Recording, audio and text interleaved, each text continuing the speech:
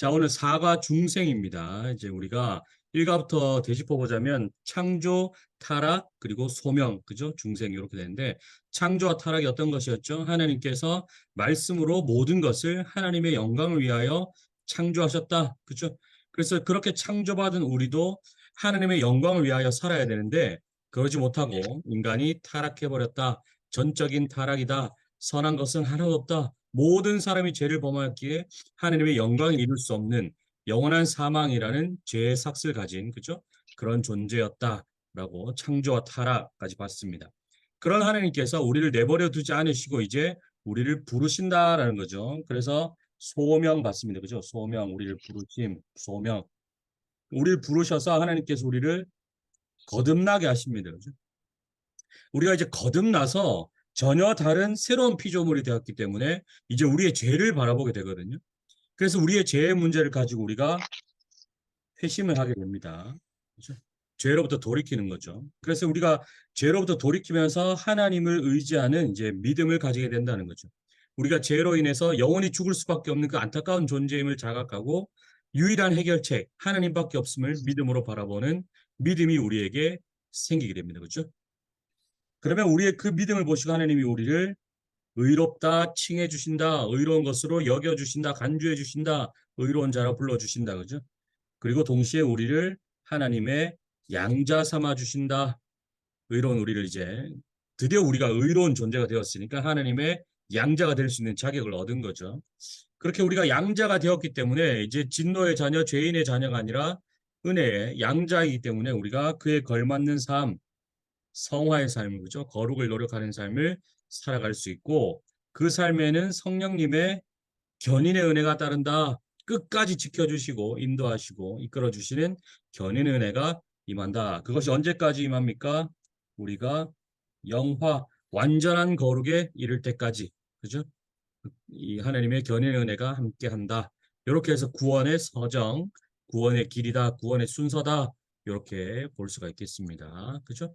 이 순서를 여러분들이 계속해서 머릿속에 한번 기억하시면 좋겠습니다. 자, 오늘 중생인데요. 거듭났다. 거듭중자, 다시 날생자, 그죠? 다시 태어남, 거듭남, 중생 이렇게 됩니다. 요한복음 3장 3절입니다. 예수께서 대답하여 이르시되 진실로 진실로 내게 이르노니 사람이 거듭나지 아니하면 중생하지 아니하면 하나님의 나라를 볼 수가 없다. 전적인 타락의 존재는 하나님의 나라를 볼 수가 없고 하나님의 은혜로 거듭난 자만이 하나님의 나라를 볼 수 있다. 이렇게 그렇죠? 니고데마오 가신 말씀이죠. 자, 중생은 성령님께서 영적으로 죽었던 자들에게 새로운 생명을 주시고 새롭게 출생하게 하신 일이다. 그죠? 새로운 생명과 새롭게 출생하게 하신 일. 그래서 니고데모가 어머니 뱃속에 다시 들어갈 수 있습니까? 어떻게 합니까? 이렇게 의문을 가졌었습니다. 그죠? 좀 그렇지 않고 우리의 영적인 거듭남이다. 하느님께서 죄인 된 자들을 구원으로 부르실 때 꼭 필요한 과정이다. 거듭나지 않고서는 결코 믿음을 가질 수 없습니다. 그죠? 거듭나야 된다. 새로운 존재가 되어야 된다. 거듭남은 여러분 전적으로 하나님이 하시는 일입니다. 인간이 할 수 없습니다. 인간이 그 어떤 노력을 더해도 스스로를 거듭나게 할 수 없습니다. 하나님만이 하시는 일이고 복음으로의 부르심 이후에 믿음으로 반응하려면 마음의 변화가 필요한데요.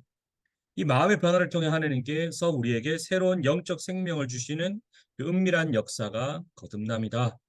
우리가 전적으로 변화한다. 전인격적인 타락에서 전적인 구원, 우리의 전인격이 다시 한번 거듭나는 거거든요.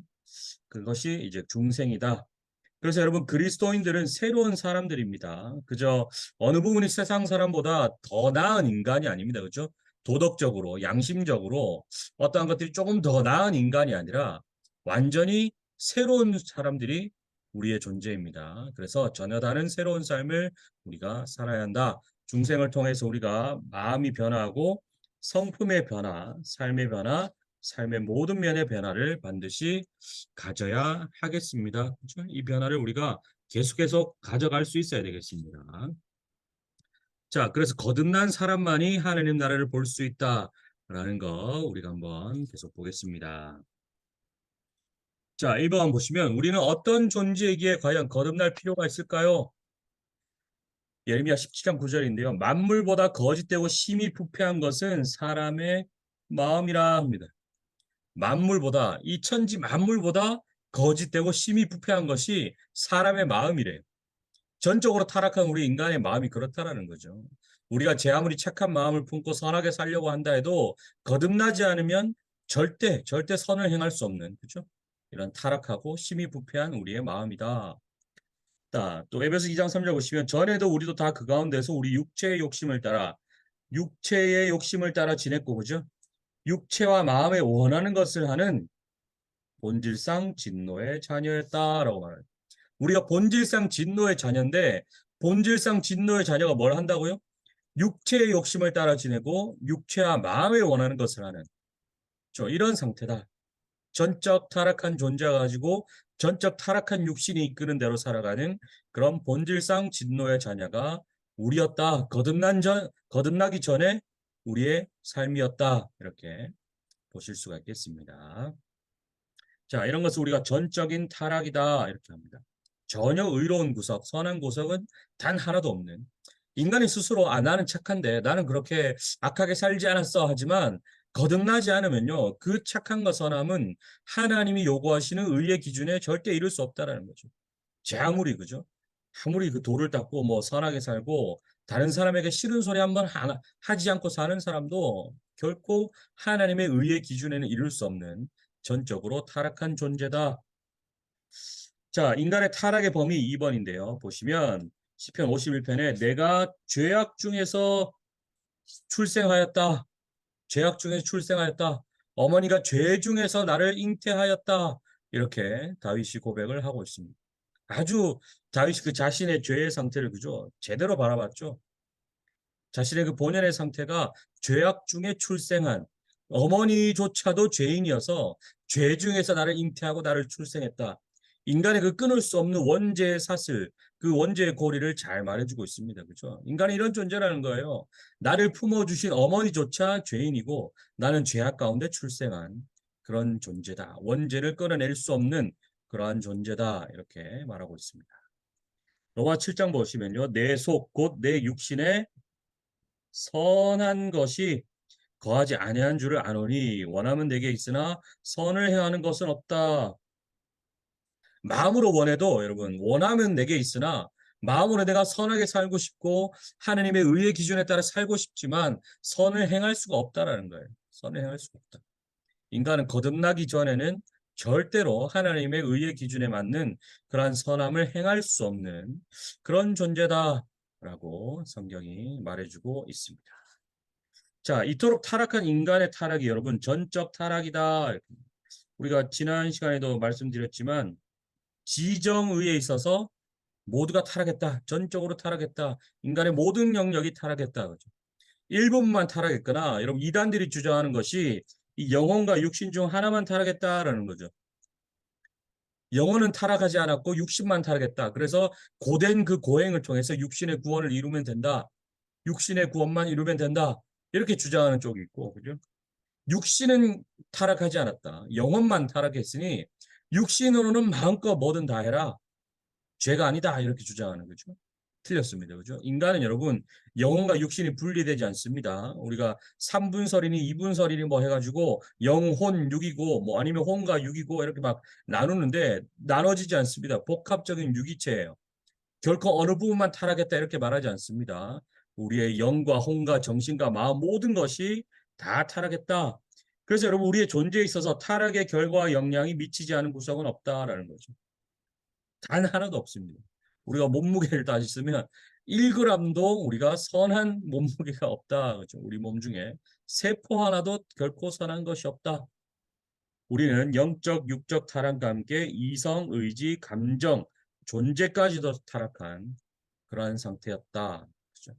이것이 우리의 상태입니다. 하나님이 우리를 부르시기 전에, 우리를 거듭나게 하시기 전에 우리의 상태가 이토록 타락한 상태. 그렇죠? 결코 선한 것은 어느 구석도 없는 이러한 상태다. 자, 이제 그렇다면 전적으로 타락한 존재를 벗어나기 위해 어떻게 하면 우리가 거듭날 수 있습니까? 보시면요. 에베소 2장인데요. 그는 허물과 죄로 죽었던 너희를 살리셨도다. 이렇게 말하는데, 그는 살리셨도다. 우리가 살아난 게 아니고, 그죠? 그가 우리를 살리셨다. 예수 그리스도께서, 그죠? 예수 그리스도께서 허물과 죄로 죽었던, 그죠? 이미 죽은 것과 마찬가지인, 살아도 산 것이 아니죠. 이미 영원한 죽음이 예정되어 있는 죽었던 우리를 예수께서 살리셨다. 그죠?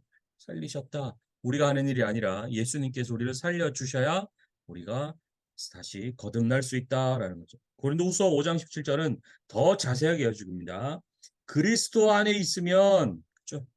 누구든지 그리스도 안에 있으면 새로운 피조물이다. 여기서 피조물이라고 하잖아요. 그죠? 여러분, 피조물은 어떤 것이 피조물입니까? 창조주께서 만드신 것이 피조물이에요. 그죠? 그래서 우리가 새로운 피조물이다. 새롭게 태어났다. 거듭났다. 새로운 창조를 우리가 영적인 새로운 창조를 경험한다. 이전 것은 지나갔으니 보라 새 것이 되었다. 여러분 당근 거래 자주 하시죠. 그죠? 한 번이라도 뜯은 거는 새 것이 아니에요. 그죠? 미개봉 새 것은 있는데 그죠? 어떻게든 여러분 어떻습니까? 미개봉 했더라도 이미 한 사람의 손에 거치면 제값을 못 받아요. 새 것이 그건 새 것이 아니죠. 그죠? 우리의 상태도 마찬가지입니다. 우리의 거듭남은요. 이 부족한 거듭남, 새 것이지만 약간 흠이 있는 조금은 하자가 있는 이런 새로움이 아니라 완전한 새로움, 하나님의 새로운 창조다. 그것이 우리의 거듭남이다. 이렇게 말합니다. 하나님께서 태초에 천지 만물을 창조하시고 인간을 창조하실 때 무에서 유로에 완전한 새로움의 창조를 하셨거든요. 그 새 창조를 다시 한번 우리에게 허락하신다. 영적으로 새로운 창조를 우리가 거듭남을 통해서 경험할 수 있습니다. 근데 여러분 재밌는 것이 예수 그리스도께서 성령으로 잉태되셨어요. 아까 시편 51편 말씀 보시면 인간은 어머니의 태중에서 죄악 중에 잉태되고 죄악 중에 출생합니다. 근데 이 고리를 끊어야 이 죄의 사슬을 끊어야 예수님께서 죄 없는 몸으로 의로운 육신을 가지고 태어나셔서 우리를 대신해 죽으실 수가 있거든요. 그래서 예수님께서 그 성령으로 잉태되셨다라는 것이 결국 마리아의 태 속에서 새롭게 예수님이 창조되신 거예요. 예수님의 육신이 이 어머니의 태 속에서 창조되신 거죠. 하느님께서 새로운 창조의 역사를 마리아의 태 속에서 행하신 거예요. 그래서 예수님의 육신이 성령으로 마리아의 태 속에 새 창조되셨고, 그래서 이 시편 51편에서 말하는 원죄의 사슬을 끊고 죄 없는 육신으로 잉태되셔서 죄 없는 몸을 가지고 태어나신 거예요. 그래서 예수님께서 우리를 대신해 죽으심으로 우리도 이제 새로운 창조를 경험할 수 있는, 그죠? 거듭남을 경험할 수 있는 그런 존재가 되었다라는 거죠. 그런데 여러분, 우리가 전적인 타락에서는요, 어떻습니까? 영과 육이 다 타락했죠, 그죠? 근데 우리가 이 중생, 거듭남을 경험하게 되면 어떻습니까? 영혼은 그죠? 새 창조를 경험합니다. 우리의 육신은 죄송하지만 어디까지 가느냐? 영화를 지나야 부활로 갈 수 있어요.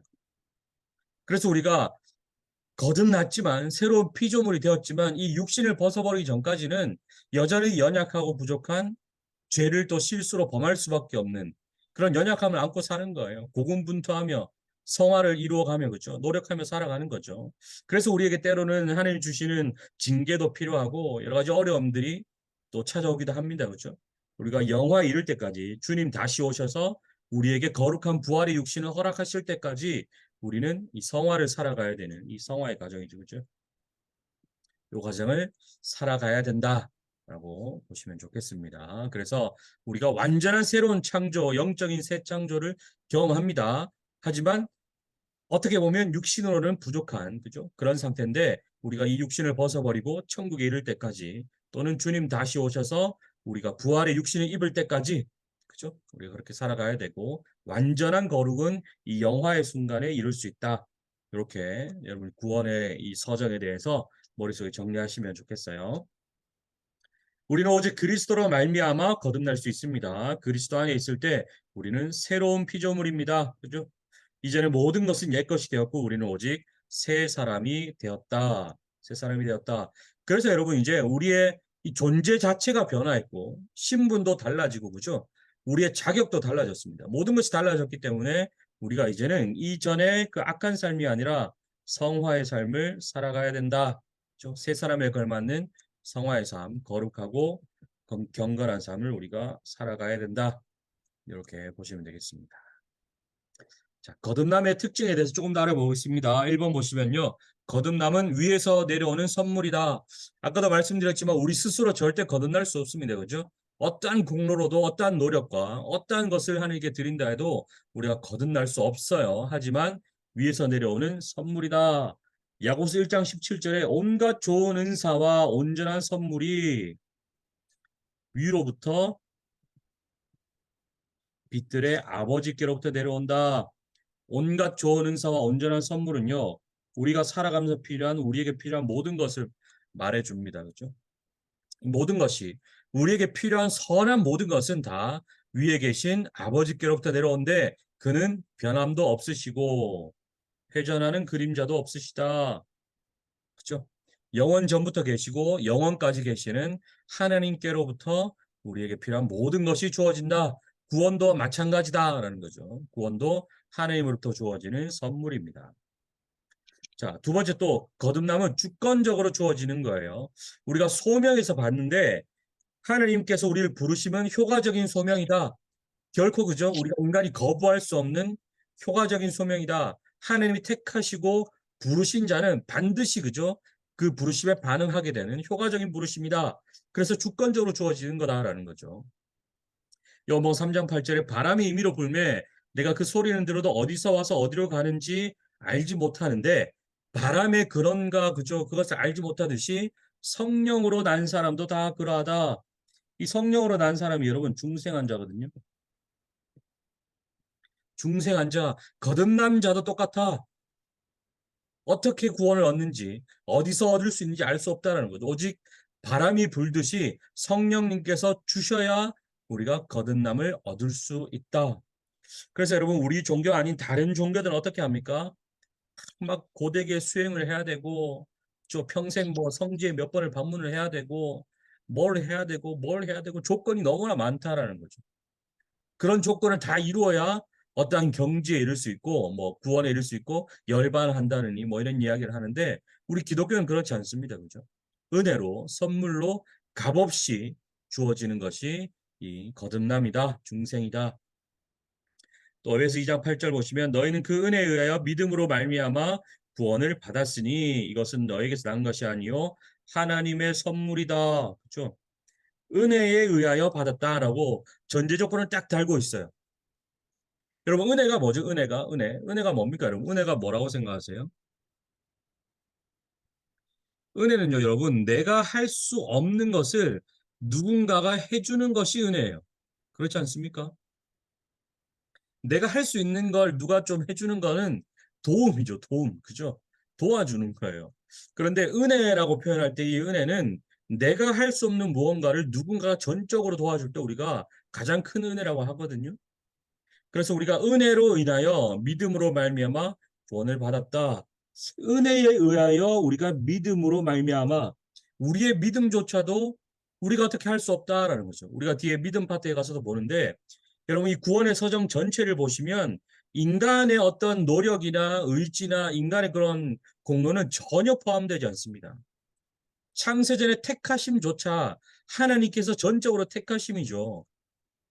우리가 살아가다가 여러분, 우리가 살아가다가 어떠한 나의 노력이 좀 있고 하나님 보시기에 저 친구 좀 착하네 해서 구원하시기로 작정한 것이 아니라 하나님은요, 우리가 태어나기도 전에 존재하기도 전에 창세전에 우리를 구원하시기로 택하셨다라는 거죠. 그래서 우리의 공로가 전혀 포함될 수가 없는 거죠. 오직 창세전에 택하여 주신 그 은혜로 인해서 우리가 믿음을 가지게 되고 그 믿음으로 말미암아 우리가 구원을 받았다. 그래서 여러분 우리에게서 난 것이 전혀 아니다라는 거죠. 오직 하나님의 선물이다. 선물이다. 이렇게 보시면 되겠습니다. 자, 세 번째 특징. 거듭남은 열매와 증거가 확실합니다. 자, 이제 여기에서 여러분 좀 주의 깊게 보셔야 되는데 우리가 사실 기독교 생활을 하면서 가장 어려운 게 있다면 여러분 뭘까요? 이 구원의 확신. 그죠? 이 구원의 확신을 가지고 살아간다라는 것이 어떻게 보면 가장 어렵지 않은가 싶거든요. 안 그렇습니까, 여러분? 의심이 들 때가 많고 나의 삶을 한 번씩 돌아보면 내가 천국 갈 수 있을까? 나 구원받은 거 맞는가? 내가 이렇게 살아도 될까? 이런 그죠? 의문이 많이 생기고 의심이 드는데요. 구원의 확신이라는 것 한번 보겠습니다. 자, 3번 거듭남은 열매와 증거가 확실하다. 요한에서 5장 1절입니다. 예수께서 그리스도이심을 믿는 자마다 하나님께로부터 난 자니 또한 낳으신 이를 사랑하는 자마다 그에게서 난 자를 사랑하느니라. 복잡한 말씀인데 여러분 핵심은 뭐죠? 제가 왜 사랑을 비워놨겠습니까? 그죠? 하나님과 예수님과 우리가 이 사랑의 관계에 들어가 있는가라는 것을 한번 생각해 보셔야 되거든요. 일단 전제 조건은 하나님은 창세전에 우리를 사랑하시기로 작정하셨어요. 그리고서 로마서 8장 끝부분에 보면 그 무엇도 하나님 그 사랑을 끊을 수 없고 막을 수 없다고 그죠? 명확하게 기록하고 있거든요. 그래서 창세 전부터 이어져 오는 하나님의 사랑은 지금도 유효하고 절대 끊이지 않고 계속되고 있습니다. 그렇다면 이제 뭐만 남았습니까? 우리는 과연 하나님을 사랑하고 있는가? 이것을 한번 여러분이 점검해 보시면 좋거든요. 어떻게 점검할 수 있을까요, 여러분? 하나님을 사랑한다는 것. 내가 예수님을 사랑하고 있나? 내가 하나님을 사랑하고 있는가라는 것을 한번 여러분 생각해 보셔야 되거든요. 어떨까요, 여러분?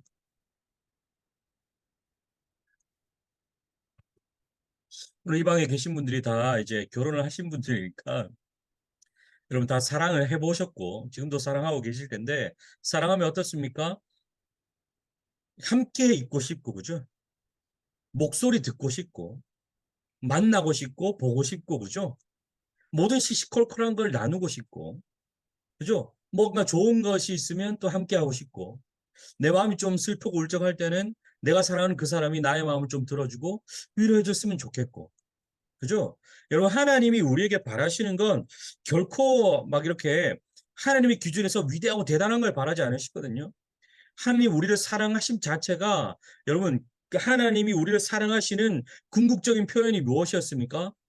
하나님이 스스로 인간의 몸을 가지고 이 땅에 오신 거예요. 그만큼 우리와 가까이 하고자 하셨다는 거죠. 마찬가지로 하나님이 우리에게 바라시는 그 사랑의 모습도 결코 여러분 다른 종교처럼 막 고되고 어렵고 힘든 그 과정을 수반하지 않습니다. 그저 내가 다른 사람 누군가를 사랑하듯이 하나님을 좀 만나고 싶어 하고 하나님 목소리 듣기를 원하고 하나님께 시시콜콜하게 이렇게 이야기 나누고 그죠? 이런 것들이 내 삶에 자주 반복되고 있고 내가 놓치지 않고 계속 이렇게 하고 있는가 이런 것들을 여러분 한번 점검해 보시면 내가 하나님을 정말 사랑하고 있구나. 나는 좀 부족하구나. 나는 이때까지 하나님을 사랑하지 못했는가 한번 생각해 보실 수 있거든요. 그래서 거듭남의 열매 첫 번째는 사랑입니다. 사랑. 내가 정말 세상을 사랑하고 나의 육신을 사랑하고 헛된 것과 정욕된 것을 사랑하는 것이 아니라 그 죄로부터 돌이켜서 하나님을 사랑하고 있는가 라는 것을 한번 점검해 보시면 좋겠습니다. 두 번째는 요한일서 5장 4절입니다. 무릇 하나님께로부터 난 자. 여러분 이 표현이 반복되는데 이 표현이 중생이죠. 그죠? 중생. 하나님께로부터 났다. 우리가 1차적으로 어머니의 뱃속에서 태어났지만 거듭남은 그죠? 니고데모가 말했듯이 그렇게 뭐 다시 태 속에 들어가는 것이 아니라 하나님께로부터 우리가 다시 태어난 중생이다. 그 사람은 세상을 이긴다. 세상을 이기는 승리는 무엇이라고요? 우리의 믿음이다. 믿음으로 세상을 이기게 됩니다. 그렇죠? 이것이 두 번째 증거입니다. 이 세상이라고 말하면 굉장히 넓게 보이기도 하는데 그저 우리가 살아가는 삶 가운데 우리가 말씀의 측면을 놓고 말씀과 세상이 부딪힐 때 우리가 어떤 것에 중점을 두고 살아가는가라는 것을 한번 또 점검해 보시면 좋을 것 같아요. 결국 이어지거든요. 하나님을 사랑해야 여러분 말씀을 지킬 수 있고 말씀을 지키는 것을 통해 하나님의 사랑을 확증할 수 있거든요. 그래서 우리의 삶에 매일의 말씀이 필요한 거죠. 날마다 말씀이 필요한 거예요. 날마다 말씀으로 오늘을 살아갈 지침을 받고 그 지침을 내가 지켜서 하는가, 그 지침으로 세상의 풍파를 이겨낼 수 있는가. 이런 것들을 여러분들이 삶에서 점검하시고 이렇게 행하면서 살아가실 때 하나님의 사랑을 확증할 수 있다. 이렇게 보실 수가 있는 거죠. 그래서 사랑이고 사랑함으로 말씀을 지킴으로 그 말씀으로 세상을 이기는 그죠? 그 믿음이 거듭남의 열매와 증거다. 이렇게 볼 수 있습니다. 자, 그 다음은 여러분 이거 무엇입니까? 성령의 9가지 열매죠. 그죠? 사랑과 희락과 화평과 오래 참음과 자비 양성 충성 온유 절제 9가지 열매다 하는데 여러분 우리의 삶에 9가지 열매가 아니라 하나의 열매가 맺히면 됩니다. 그렇죠? 이 열매가 9가지 맛을 낸다 이렇게 보시면 됩니다. 그럼 오미자 열매 아시잖아요. 그죠? 5가지 맛을 낸다는 오미자 열매. 그래서 성령의 열매는 제가 구미자 열매다 이렇게 합니다. 구미자 열매다 이렇게 말씀드리는데 9가지 맛을 내는 다채로운 열매다라는 거죠. 우리가 말씀을 지켜 살고 말씀을 통해서 예수 그리스도와 접붙이게 되어서 예수 그리스도라는 포도나무에 붙어 사는 가지가 되면 열매를 많이 맺는다고 말씀하셨잖아요. 그 열매가 무엇인가? 결국 이 성령의 열매인 거예요. 그래서 누군가 와서 우리의 그 열매를 따서 먹으면 누군가는 사랑의 맛을 느끼고 누군가는 내 삶을 통해 희락을 느끼고 누군가는 내 삶을 통해 화평을 느끼는 거죠. 나도 그 열매를 맛봄으로써 때로는 절제하고 때로는 오래 참고 양성과 충성과 온유의 삶을 살아갈 수 있는 거죠. 그래서 여러분 결국 이 성령의 열매 맺는 삶 우리가 물론 이 더 사랑하기로 노력해야 되고 화평을 지키기로 노력해야 되고 희락의 존재가 되기 위해 노력해야 되고 이런 것들을 노력해야 되는 것도 맞습니다. 그렇죠? 근데 그 노력의 기준이 무엇인가? 말씀이다라는 거죠. 요한복음 15장에서 예수님 말씀하셨듯이 결국 나의 말씀을 지키는 자라야 나의 계명을 지키는 자라야 내 안에 있는 자다. 말씀을 지키는 자라야 나와 사랑의 관계에 있는 자다. 그 자가 결국 나라는 포도나무에 접붙이게 된 그 가지로 살아가는 자다. 가지가 포도나무에 붙어 있어야 열매를 풍성히 맺을 수 있다라고 예수님께서 말씀하셨습니다. 그죠? 그래서 결국은 여러분 말씀이 그렇게 중요한 거예요. 날마다 우리에게 주어지는 그 말씀을 우리가 힘써 지키며 세상을 이기며 살아갈 때에 하나님과의 사랑의 관계 안에 들어갈 수 있고 그 삶에는 이러한 풍성한 열매가 맺히고 그 열매를 통해서 나도 유익을 누리고 내 주변의 사람들도 유익을 누리며 살아간다라는 거죠. 그래서 이런 것들을 통해서 우리가 우리의 거듭남의 그 열매와 증거에 대해서 한번 그죠? 점검해 보실 수 있습니다. 자, 이렇게 말씀드리면 또 그런 그 고민에 빠지는 분들이 있어요. 아, 나 이때까지 아무것도 이런 없었는데 나 거듭나지 않은 거 아닌가? 나 이때까지 이런 것이 전혀 없었는데 그렇다면 나는 거듭나지 못했나? 난 구원받지 못했나? 라고 하실 수 있는데 여러분 나무를 심자마자 열매가 그 다음날 바로 맺힙니까? 절대 그렇지 않아요. 제가 예전에 어릴 적에 살던 집에 작은 마당이 있었는데 아버지께서 어딘가 포도 묘목을 구해 오셨어요. 그래서 마당에 심으셨어요. 3년이 지나야 열매가 맺힌다 하더라고요. 심고 그 토양에 자리 잡히고 뿌리를 내리고 적응하기까지 3년이 지나야 열매를 맛볼 수 있다라고 하더라고요. 그래서 3년이 지나고 진짜 여러분 맺혔거든요. 처음에는 그 포도 모양처럼 생긴 아주 작은 미니어처 같은 것들이 맺히더라고요. 그래서 야 이거 좀 더 지나면 아주 맛있게 먹을 수 있겠다 했는데 색깔만 보라색이 되고 더 크지를 않더라고요. 너무 쉬워서 못 먹었습니다. 못 먹고 그냥 내버려 뒀더니 어디서 산새들이 날아와 가지고 다 먹어버리더라고요. 그런 경험이 있었습니다. 아무튼 여러분 열매가 바로 맺히지 않습니다. 그죠? 사람마다 다 때가 있는 거예요.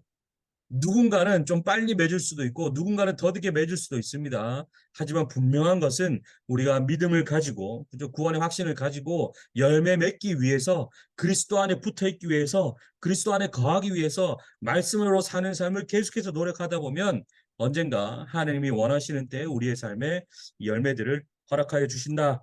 이렇게 보시면 되겠습니다.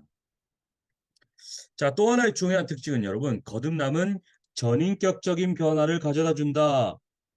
우리가 전적 타락을 이야기할 때 지정의의 타락이다. 그죠? 지식으로도 타락했고 감정적으로도 우리 의지적으로 타락해서 선한 것은 그 어떤 것도 할 수 없는 전인격적인 전적인 타락인데 거듭남은 여러분 이 전인격적인 변화 지정의에 있어서 새로운 그죠? 인격을 가지게 된다. 새 사람이 된다라는 거죠.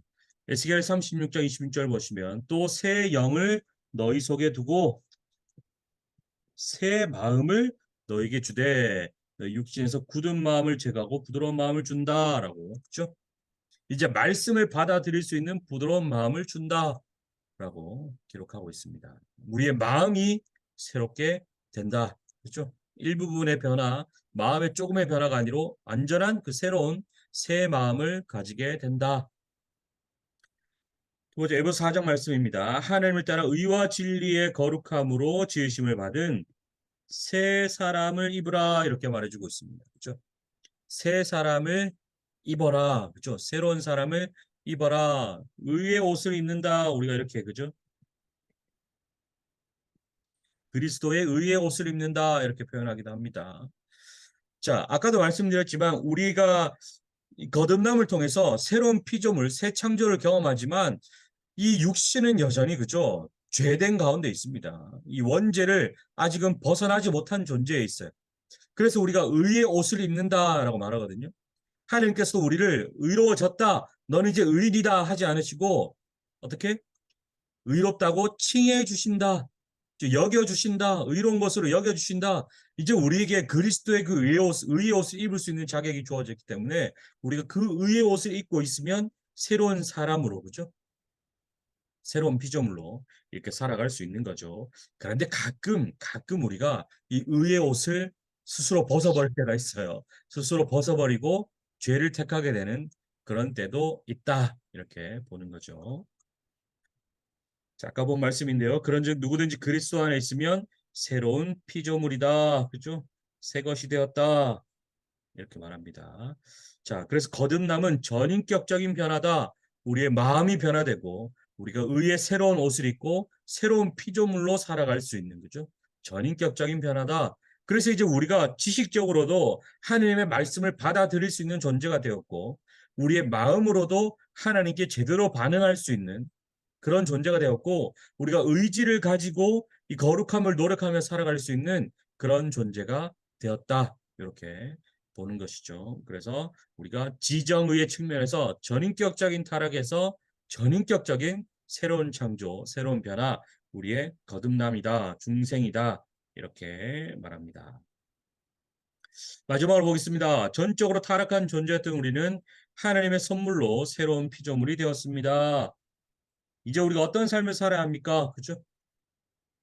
첫 번째 말씀입니다. 예수께서 이르시되 내 마음을 다하고 목숨을 다하고 뜻을 다하여 주 너의 하나님을 사랑하라, 사랑하라. 그죠?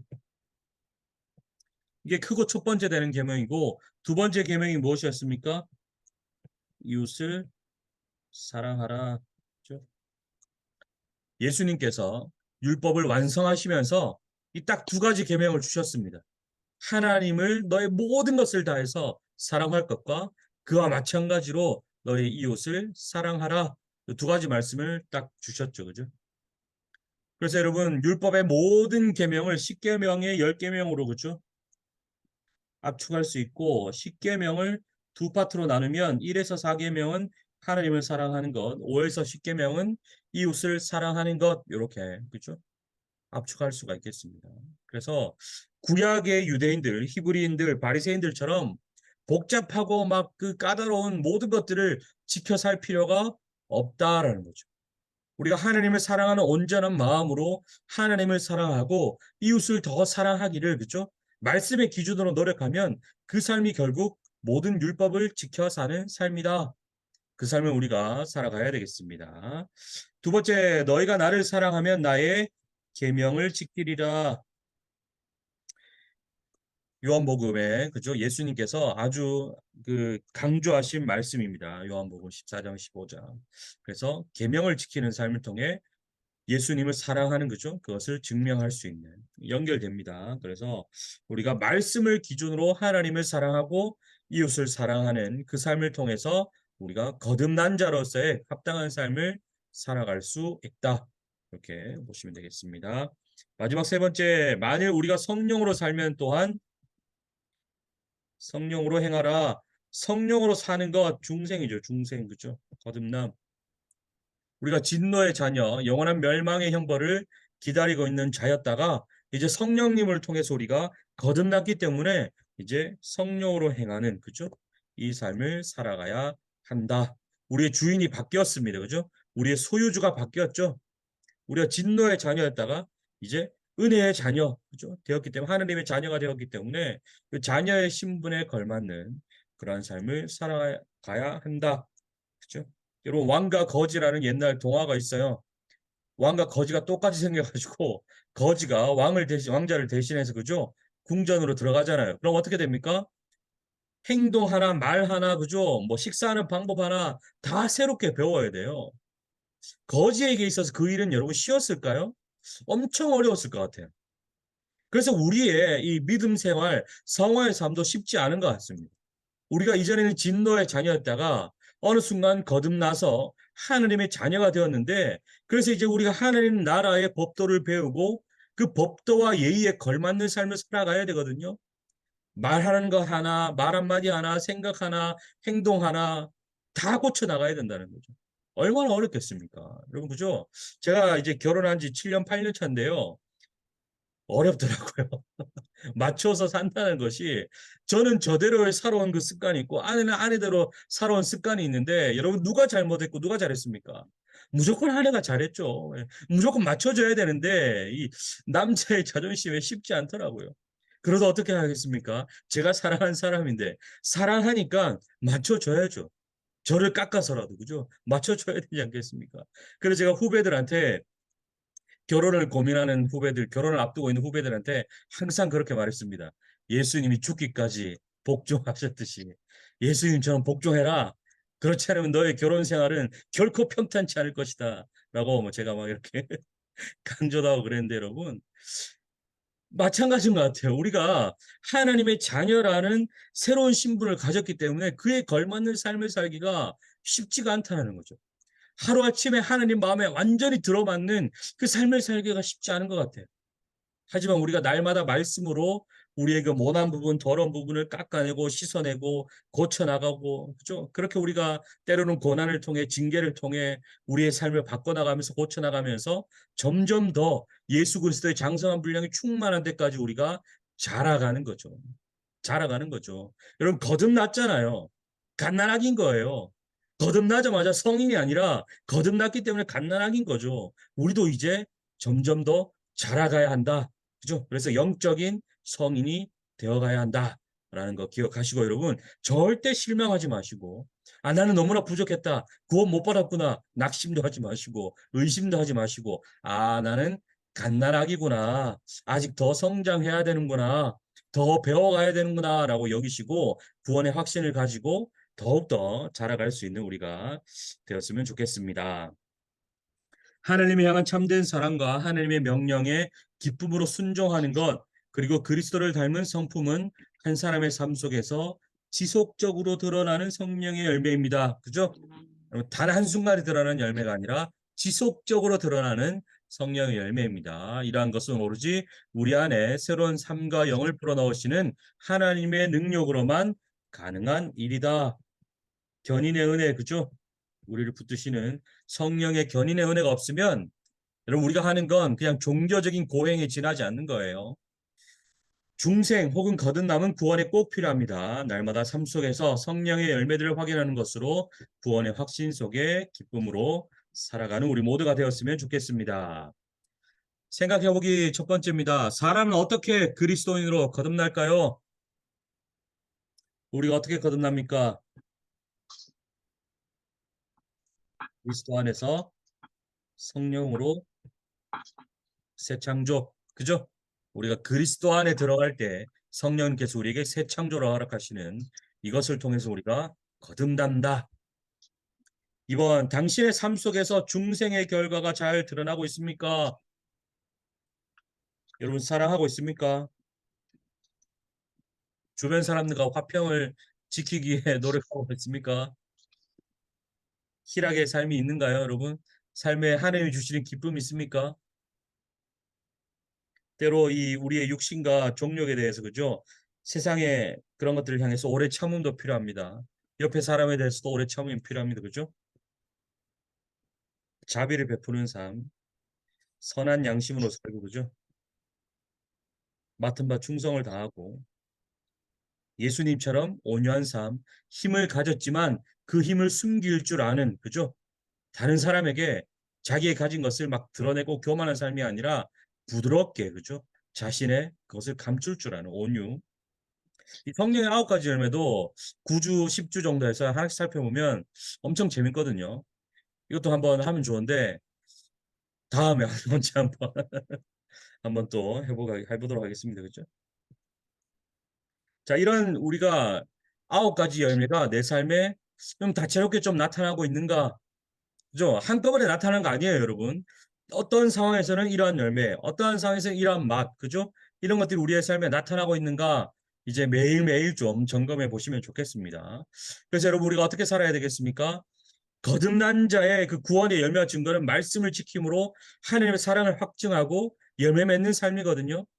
그렇다면 우리가 이제 매일 아침 말씀을 접하시고 말씀으로 오늘을 살아갈 길을 그저 인도 받으시고 그 하루를 살아간 다음에 그날 밤 잠자리에 누워서 아, 내가 오늘은 어떤 삶을 살았나? 좀 이런 열매가 있었나? 한번 점검해보고 반성해 보시는 삶. 그죠?